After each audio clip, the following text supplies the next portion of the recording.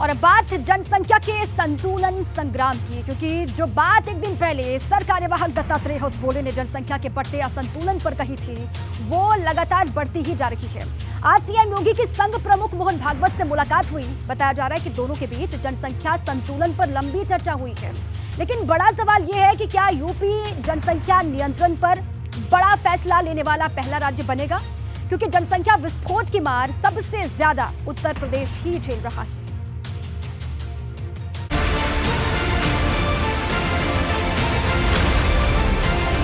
जनसंख्या नियंत्रण पर संग्राम, देश के नाम यूपी का पैगाम। संगम नगरी में मंथन, जनसंख्या की असंतुलन पर चिंतन। देश के सबसे बड़े सूबे की सियासी जमीन जनसंख्या असंतुलन के चिंतन से गर्म होने लगी है, क्योंकि संघ के सर कार्यवाहक दत्तात्रेय होसबोले के जनसंख्या असंतुलन पर दिए गए बयान के बाद गुरुवार को प्रयागराज में सीएम योगी और संघ प्रमुख मोहन भागवत की मुलाकात हुई। सूत्रों से मिली जानकारी के मुताबिक संघ प्रमुख मोहन भागवत और सीएम योगी आदित्यनाथ के बीच जनसंख्या के बढ़ते असंतुलन और धर्मांतरण के मुद्दे पर देर तक चर्चा हुई और अब कयास लगाए जा रहे कि उत्तर प्रदेश जनसंख्या नियंत्रण को लेकर कोई ठोस कदम उठाने वाला पहला राज्य बन सकता है।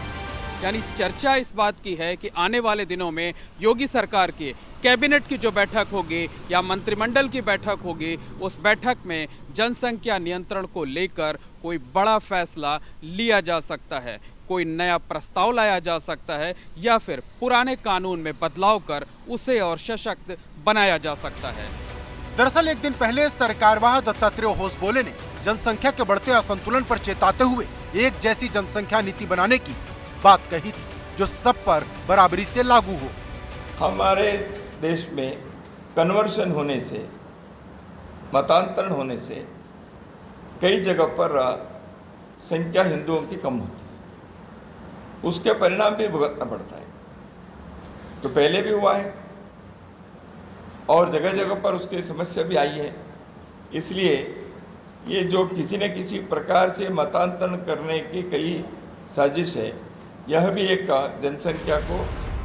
दत्तात्रेय होसबोले ने इसके साथ ही धर्मांतरण से देश में हिंदुओं की संख्या कम होने, कई हिस्सों में धर्मांतरण की साजिश चलाने और कुछ सीमावर्ती इलाकों में घुसपैठ की बात कही थी। दत्तात्रेय होसबोले यही नहीं रुके, उन्होंने यहाँ तक कह दिया था कि दुनिया के कई देशों में विभाजन का कारण जनसंख्या असंतुलन रहा है।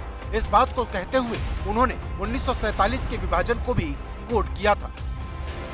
और अब सवाल बड़ा हो गया कि क्या वाकई देश में जनसंख्या का असंतुलन बढ़ गया है, और क्या जनसंख्या नीति बनाते समय इस बात का ध्यान रखना चाहिए, क्योंकि जो बात संघ की तरफ से निकली है, यूपी सरकार उसे सीरियस प्रॉब्लम बता रही है। निश्चित तौर से उस बयान का देश का समर्थन मिलेगा और इस दिशा में सरकार आगे बढ़े, और यही राष्ट्र और राज्य के हित में भी है। और आने वाला समय जिस प्रकार की चुनौतियों से भरा हुआ है, उसमें जनसंख्या नियंत्रण का जो विषय उठाया गया है, उसको निश्चित तौर से मैं भी उसका समर्थन करता हूँ। ये मैं समझता हूँ देश के लिए बहुत महत्वपूर्ण और आवश्यक विषय भी है, क्योंकि जनसंख्या हमारे लिए शुरू से बड़ा महत्वपूर्ण विषय रहा है और ये आवश्यक रहने के कारण हम लोग इसको एजेंडे में लेंगे। आज नहीं तो कल ये हम लोगों के एजेंडे में है और निश्चित रूप से लागू होगा। दत्तात्रेय होसबोले के इस बयान के बाद सूबे की राजनीति गर्मा गई। सपा और कांग्रेस संघ के इस बयान को सांप्रदायिकता फैलाने के चश्मे से देख रहे हैं, तो मुस्लिम धर्मगुरु जनसंख्या संतुलन पर अलग ही राग अलाप रहे हैं। लिहाजा बढ़ती हुई जनसंख्या बेशक एक समस्या है, मैं भी समझता हूँ। लिहाजा उसका समाधान मेरे ख्याल से सिर्फ और सिर्फ एजुकेशन को है कि एजुकेशन उन कौमों के अंदर देना जहाँ को एजुकेशन नहीं। लेकिन बड़ा सवाल यह है कि क्या यूपी से जनसंख्या नियंत्रण पर कोई बड़ा ऐलान होगा, क्योंकि जनसंख्या की बढ़ती मार अगर किसी राज्य पर सबसे ज्यादा पड़ रही तो वो उत्तर प्रदेश है, जिसकी आबादी दुनिया के कई मुल्कों से ज्यादा है। लेकिन क्षेत्रफल की बात करें तो भारत में यूपी का नंबर 4था है। लेकिन संघ ने जो बात कही वो जनसंख्या नियंत्रण से कहीं आगे की है। ऐसे में सवाल बड़ा है, क्या सरकार कोई ऐसी नीति बना पाएगी जिससे सांप भी मर जाए और लाठी भी ना टूटे। प्रयागराज से मोहम्मद मोइन, एबीपी गंगा।